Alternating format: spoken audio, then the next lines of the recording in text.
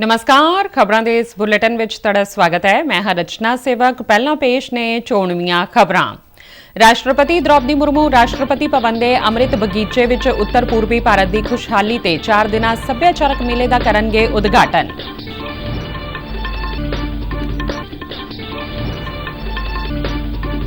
प्रधानमंत्री नरेंद्र मोदी अनुसार उन्हां दी सरकार वल्लों लए गए वड्डे नीतिगत फैसलिਆਂ नाल भारत विश्व की 5वीं सब तो वड्डी अर्थव्यवस्था बन गया है।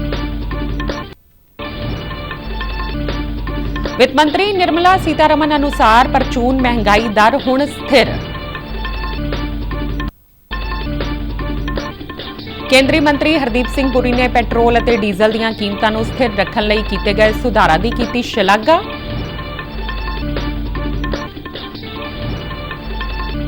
पंजाब सरकार वालों सूबे विच नाजायज़ कलोनियां कट्टण वालियां विरुद्ध सख्त कार्रवाई करन लई कानून बनाउण दी तजवीज़।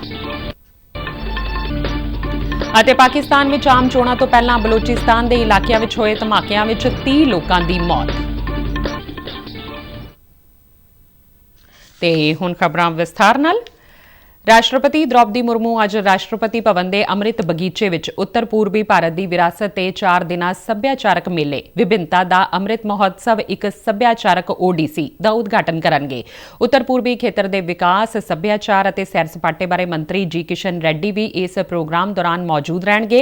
यह प्रोग्राम सभ्याचार मंत्राला और उत्तर पूर्वी खेतर विकास मंत्राला वालों सांझे तौर पर उद्यान उत्सव 2024 के हिस्से वजों आयोजित किया जा रहा है। महोत्सव का उद्देश्य रवायती दस्तकारी ਅਤੇ खेती उत्पादों के आदान प्रदान ਨੂੰ ਹੁਲਾਰਾ ਦੇਣਾ ਅਤੇ उत्तर पूर्वी खेतर का विकास करना है। मंत्राला ने कहा है कि 300 ਤੋਂ ਵੱਧ बुनकर कारीगर किसान ਅਤੇ उद्यमी इस महोत्सव ਵਿੱਚ हिस्सा ਲੈਣਗੇ। प्रधानमंत्री नरेंद्र मोदी ने कहा है कि उन्हां दी सरकार वल्लों लए गए वड्डे अते नीतिगत फैसलिਆਂ नाल भारत विश्व की 5वीं सब तो वड्डी अर्थव्यवस्था बन गया है। राष्ट्रपति के भाषण ते धन्नवाद मते का जवाब दिंदिआं प्रधानमंत्री ने राज सभा विच कहा कि यूपीए की सरकार दौरान देश 5 कमजोर अर्थचारिਆਂ विच शामिल सी अते उस दा चाल चलन कमजोर नीतियां दा सी। उन्हां कहा कि पिछले 10 सालां विच साडी सरकार वल्लों लए गए अहम अते स्पष्ट फैसलिਆਂ नूं हमेशा याद किया जाएगा। प्रधानमंत्री ने कहा कि ਵੱਖ-ਵੱਖ खेतरां विच सरकार ने महत्वपूर्ण कदम चुके ने अते स्कूलां ते उच्च सिक्ख्या संस्थावां विच विद्यार्थियों का दाखला वधिया है अते स्कूल छड्डण वालियां दी गिणती घटी है। प्रधानमंत्री ने जनतक खेतर दे उद्यमां दी गिणती घट होण बारे विरोधी धिर दे इल्जामां नूं बेबुनियाद दस्सिया अते कहा कि साल 2014 विच जिथे इन्हां दी गिणती 234 सी ओह हुण वध के 254 हो चुकी है। विकसित भारत की नींव को मजबूत करने के लिए पूरी शक्ति लगा देते। अगले 5 साल में भारत में डॉक्टरों की संख्या पहले की तुलना में अनेक गुना बढ़ेगी। मेडिकल कॉलेजों की संख्या बढ़ेगी। इस देश में इलाज बहुत सस्ता और सुलभ हो जाएगा।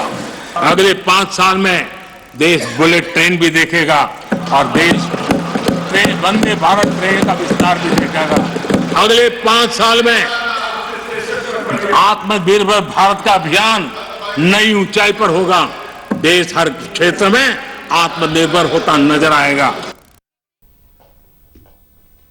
प्रधानमंत्री ने कहा कि 21वीं सदी विच विकसित भारत के सुपने नूं पुराने नज़रिए नाल साकार नहीं किया जा सकता। उन्होंने कहा कि सबका साथ सबका विकास एक नारा ही नहीं है बल्कि ये मोदी की गारंटी है। प्रधानमंत्री के जवाब तो असंतुष्ट कांग्रेस डीएमके और खब्बे पक्षी पार्टियां समेत विरोधी धिर के सारे ही मैंबरां ने सदन विचों वॉकआउट किया।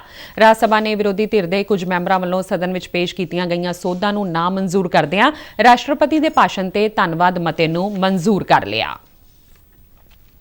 प्रधानमंत्री नरेंद्र मोदी अज दोपहर दिल्ली के भारत मंडपम विच अध्यात्मिक गुरु शरील प्रभुपाद की 150वीं जयंती मौके एक प्रोग्राम नूं संबोधन करनगे। प्रधानमंत्री मोदी उन्हां दे सन्मान विच एक डाक टिकट अते सिक्का भी जारी करनगे। वैष्णव संप्रदाय की अध्यात्मिक विरासत की सुरक्षा अते पसार लई प्रभुपाद वल्लों स्थापित किए गए गौड़िए मिशन वल्लों भारत समेत विश्व भर विच हरे रामा हरे कृष्णा अभियान चलाया जा रहा है। ਵਿੱਤ ਮੰਤਰੀ ਨਿਰਮਲਾ ਸੀਤਾਰਮਨ ਨੇ ਕਿਹਾ ਹੈ ਕਿ ਮਹਿੰਗਾਈ ਦਰ ਹੁਣ ਸਥਿਰ ਹੈ ਅਤੇ 2 ਤੋਂ 6% ਵਿਚਾਲੇ ਇਸ ਨੂੰ ਝੱਲਿਆ ਜਾ ਸਕਦਾ ਹੈ। ਲੋਕ ਸਭਾ ਵਿੱਚ ਅੰਤਰਿਮ ਕੇਂਦਰੀ ਬਜਟ 2024-25 ਅਤੇ ਕੇਂਦਰ ਸ਼ਾਸਤ ਪ੍ਰਦੇਸ਼ ਜੰਮੂ ਕਸ਼ਮੀਰ ਲਈ ਅੰਤਰਿਮ ਬਜਟ ਤੇ ਚਰਚਾ ਦਾ ਜਵਾਬ ਦਿੰਦਿਆਂ ਵਿੱਤ ਮੰਤਰੀ ਨੇ ਕਿਹਾ ਕਿ ਅਪ੍ਰੈਲ ਤੋਂ ਦਸੰਬਰ 2022 ਵਿੱਚ ਪਰਚੂਨ ਮਹਿੰਗਾਈ ਦਰ ਔਸਤਨ 6.8% ਤੋਂ ਘਟ ਕੇ ਸਾਲ 2023 ਦੀ ਇਸੇ ਮਿਆਦ ਵਿੱਚ 5.5% ਰਹਿ ਗਈ ਹੈ। ਉਨ੍ਹਾਂ ਜ਼ੋਰ ਦੇ ਕੇ ਕਿਹਾ ਕਿ ਸਰਕਾਰ ਵੱਲੋਂ ਚੁੱਕੇ ਗਏ ਕਦਮਾਂ ਨਾਲ ਆਟੇ, ਦਾਲਾਂ, ਪਿਆਜ਼ ਅਤੇ ਚੌਲਾਂ ਵਰਗੀਆਂ ਜ਼ਰੂਰੀ ਚੀਜ਼ਾਂ ਦੀਆਂ ਕੀਮਤਾਂ ਘੱਟ ਹੋ ਗਈਆਂ ਨੇ।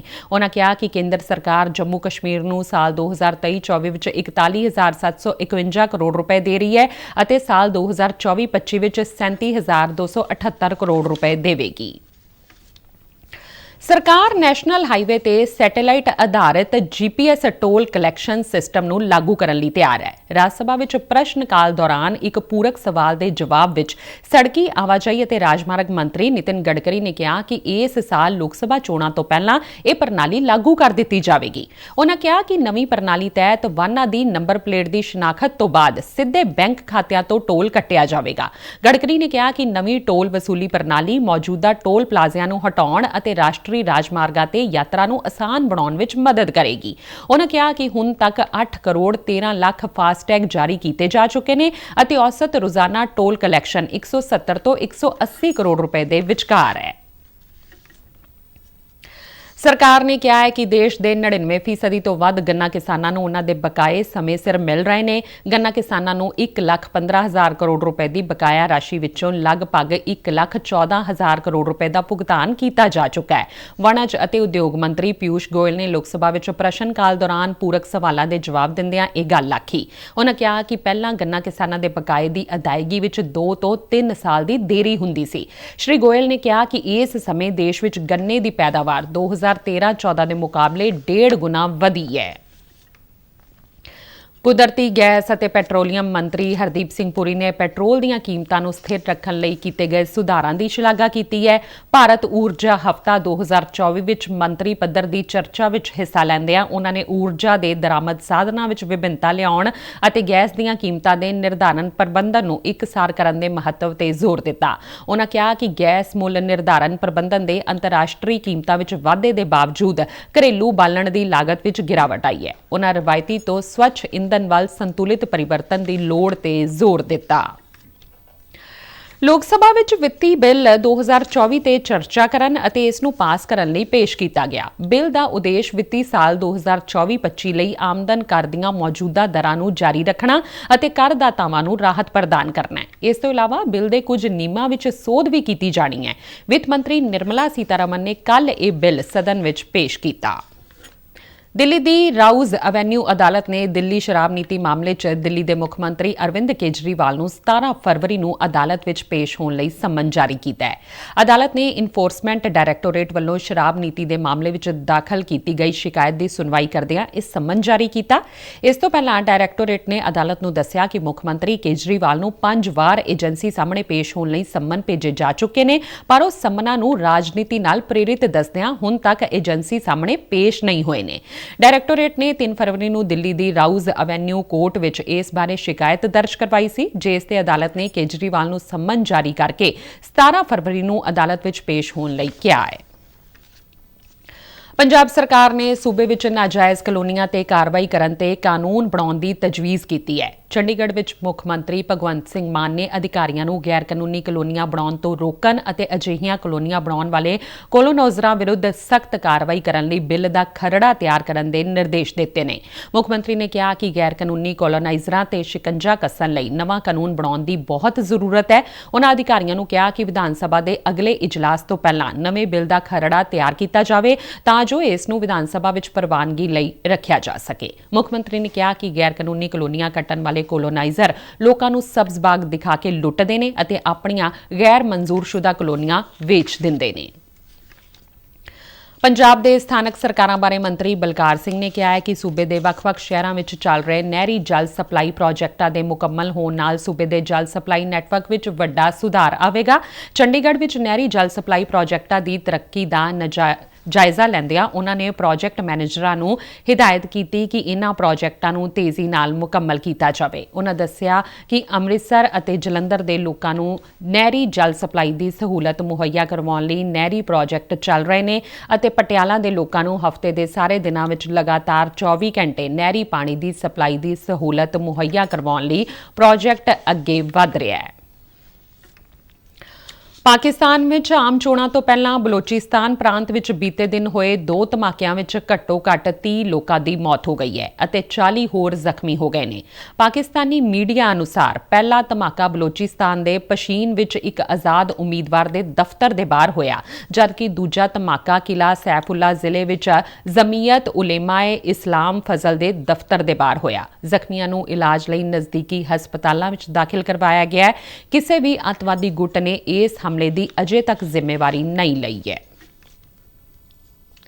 ਖਬਰਾਂ ਦੇ ਬੁਲੇਟਿਨ ਸਾਡੇ ਦਰਸ਼ਕ RNU-DDK ਜਲੰਧਰ ਦੇ YouTube ਚੈਨਲ, Facebook ਪੇਜ ਅਤੇ ਸੋਸ਼ਲ ਮੀਡੀਆ ਪਲੇਟਫਾਰਮ X ਤੇ ਵੀ ਦੇਖ ਸਕਦੇ ਨੇ।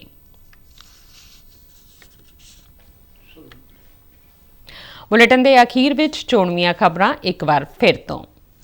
ਰਾਸ਼ਟਰਪਤੀ ਦ੍ਰੌਪਦੀ ਮੁਰਮੂ ਰਾਸ਼ਟਰਪਤੀ ਭਵਨ ਦੇ ਅੰਮ੍ਰਿਤ ਬਗੀਚੇ ਵਿੱਚ ਉੱਤਰ ਪੂਰਬੀ ਭਾਰਤ ਦੀ ਖੁਸ਼ਹਾਲੀ ਤੇ 4 ਦਿਨਾਂ ਸੱਭਿਆਚਾਰਕ ਮੇਲੇ ਦਾ ਕਰਨਗੇ ਉਦਘਾਟਨ।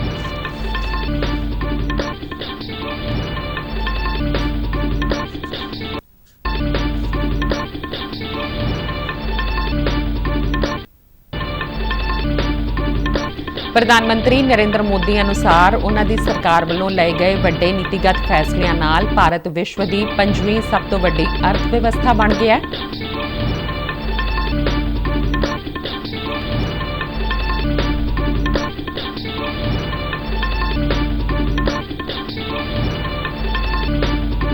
ਵਿੱਤ ਮੰਤਰੀ ਨਿਰਮਲਾ ਸੀਤਾਰਮਨ ਅਨੁਸਾਰ ਪ੍ਰਚੂਨ ਮਹਿੰਗਾਈ ਦਰ ਹੁਣ ਸਥਿਰ।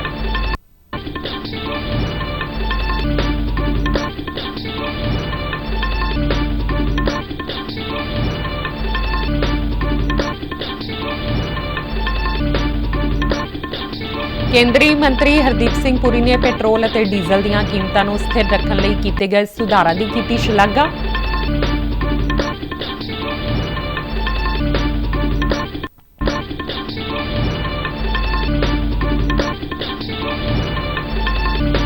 ਪੰਜਾਬ ਸਰਕਾਰ ਵੱਲੋਂ ਸੂਬੇ ਵਿੱਚ ਨਾਜਾਇਜ਼ ਕਲੋਨੀਆਂ ਕੱਟਣ ਵਾਲਿਆਂ ਵਿਰੁੱਧ ਸਖਤ ਕਾਰਵਾਈ ਕਰਨ ਲਈ ਕਾਨੂੰਨ ਬਣਾਉਣ ਦੀ ਤਜਵੀਜ਼।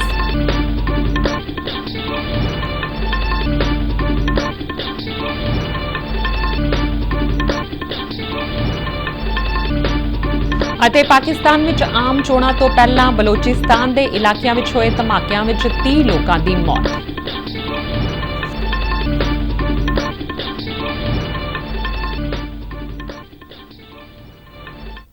ਤੇ ਇਸ ਦੇ ਨਾਲ ਹੀ ਖਬਰਾਂ ਦਾ ਇਹ ਬੁਲੇਟਿਨ ਖਤਮ ਹੁੰਦਾ ਹੈ। ਇਜਾਜ਼ਤ ਦਿਓ, ਨਮਸਕਾਰ।